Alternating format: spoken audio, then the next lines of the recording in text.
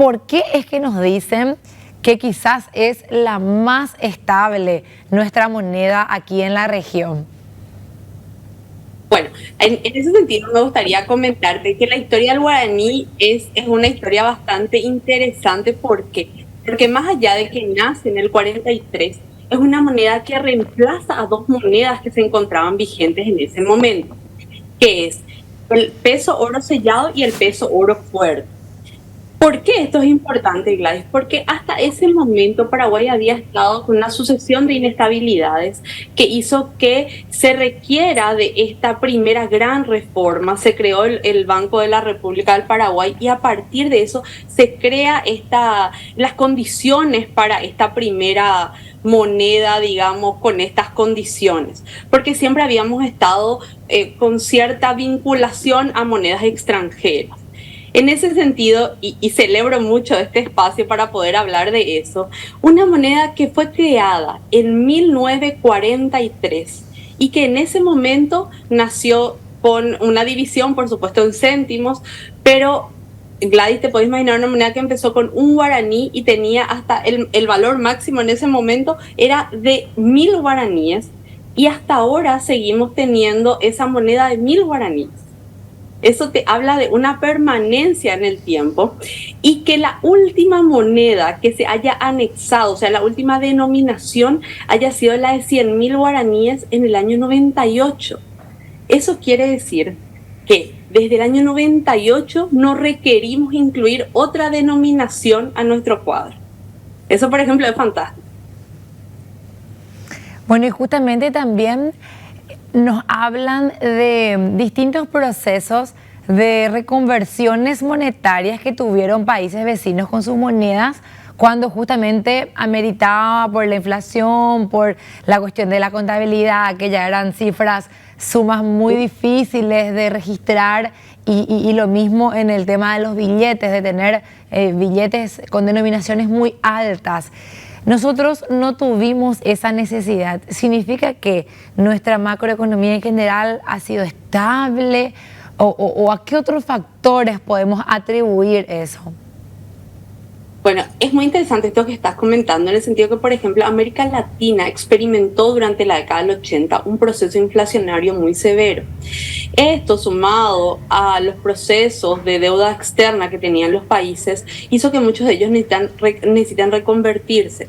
Por ejemplo, las monedas de nuestros países vecinos, o hablando del Mercosur, para ser un poco más amplios, datan de los 90.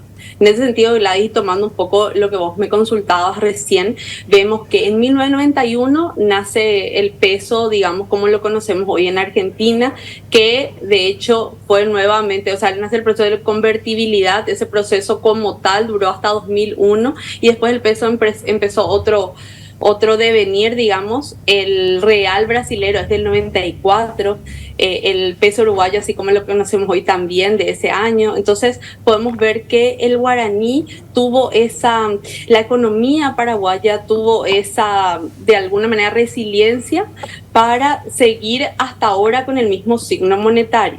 No obstante, es cierto que, por supuesto, se fue ampliando la cantidad digamos, de base que se fue utilizando. De hecho, como te decía, empezamos con un guaraní, pero ahí ya usábamos 1000, y hasta ahora 1000 guaraníes sigue siendo una moneda que tiene un valor, digamos, en el día a día. Sin embargo, hay países donde, como vos decís, debido a procesos inflacionarios muy severos, para poder adquirir productos, ciertas monedas ya dejaron de tener utilidad, ¿verdad? De hecho, por ejemplo, hay lugares donde ya hay ciertas denominaciones que, aunque tengan curso legal, ya ni siquiera te entregan más en los comercios por carecer de valor.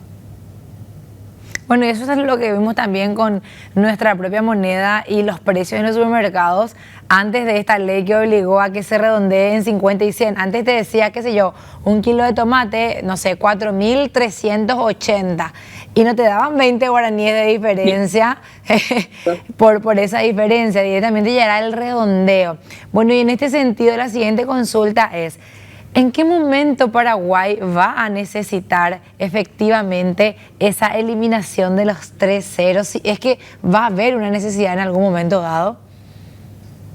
Bueno, digamos, esa es una pregunta que si bien todos nos hacemos para algo a futuro, a priori no es algo que esté contemplado, sino que de hecho se está utilizando la denominación actual con los 3 ceros, fue algo que se debatió, es algo que se viene debatiendo desde hace un tiempo, esto que vos decís. Si bien la economía sigue creciendo y requiere ciertos ajustes, puede ser, pero no va a ser en un futuro demasiado cercano. Interesante también entender cómo funciona, digamos, esta economía en la que el dinero va perdiendo ese valor. O sea, donde la gente se acuerda cuánto llevaba para su recreo en su infancia. Yo por lo menos me acuerdo que llevaba 1000 guaraníes y por 1000 guaraníes compraba una empanada con pancito, una gaseosa de una marca que hoy es muy particular, pero que antes era una botellita así sin logo, y me sobraba para un postrecito, así un caramelito. Hoy a mi niño le tengo que dar 10.000 guaraníes para su recreo porque cuesta 5.000 un sándwich, 4.000 un jugo y qué sé yo. Entonces, esa necesidad de tener nuevos valores va a ser en algún momento, independientemente de que hoy no esté en plan, una necesidad por la cuestión de que va a dejar de tener utilidad ese dinero de baja denominación.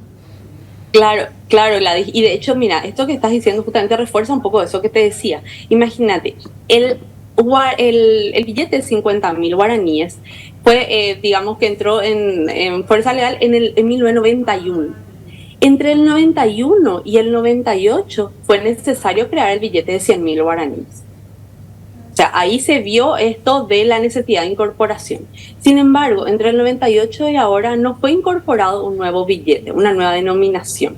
Entonces, en ese sentido, ahí podemos ver que el hecho de que tengamos una inflación como la que tenemos, establecida con metas, un banco central que vela por el poder adquisitivo, digamos, como principal objeto, y las metas de inflación son algo que se observan año a año, entonces vemos que este tipo de proceso, digamos, es más lento. No quiere decir que no va a ocurrir, claro que va a ocurrir, pero quizá a un ritmo mucho más lento. Y última pregunta, ¿qué influencia tiene dentro de todo esto que estamos conversando también la tecnología que hoy está presente en nuestra economía? Es decir, ¿será que va a ser necesario una nueva denominación en el futuro? No sé, un billete de 500.000, por ejemplo.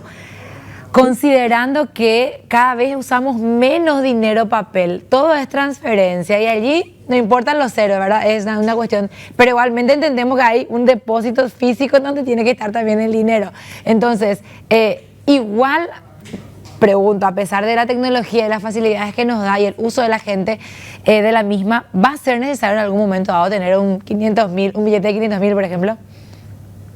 Y eso es conforme también tiene mucho que ver el tamaño de la economía. Ahora, ciertamente el tamaño y la bancarización, Gladys, porque es una realidad que no podemos soslayar, que si bien cada vez estamos más bancarizados, cada vez la gente accede a más medios, y eso, por ejemplo, es algo que en relación con tu primer tema de hoy, ¿verdad? Es muy importante contar con sistemas robustos que nos permitan que sean confiables y que sean a bajo costo, ¿verdad? Porque estamos partiendo del supuesto de que todos estos sistemas van a ser accesibles para todos, etcétera. Si fuese accesible para todos y no tuviese costo, por ejemplo, ciertamente vamos a ir desprendiéndonos, así como vemos en países muy desarrollados, que uno ya directamente es una rareza pagar con efectivo, ¿verdad? Uno le miran como, ¿de verdad me vas a pagar con este billete? O tiene ocasión de viajar a ciertos lugares donde te dicen, no aceptamos tales denominaciones, te dicen por las denominaciones altas, ¿verdad?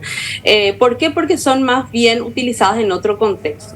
Pero nosotros tenemos que ser conscientes de que en Paraguay tenemos un nivel de bancarización que por supuesto va creciendo, medios electrónicos cada vez más eficientes, pero el crecimiento todavía está en proceso.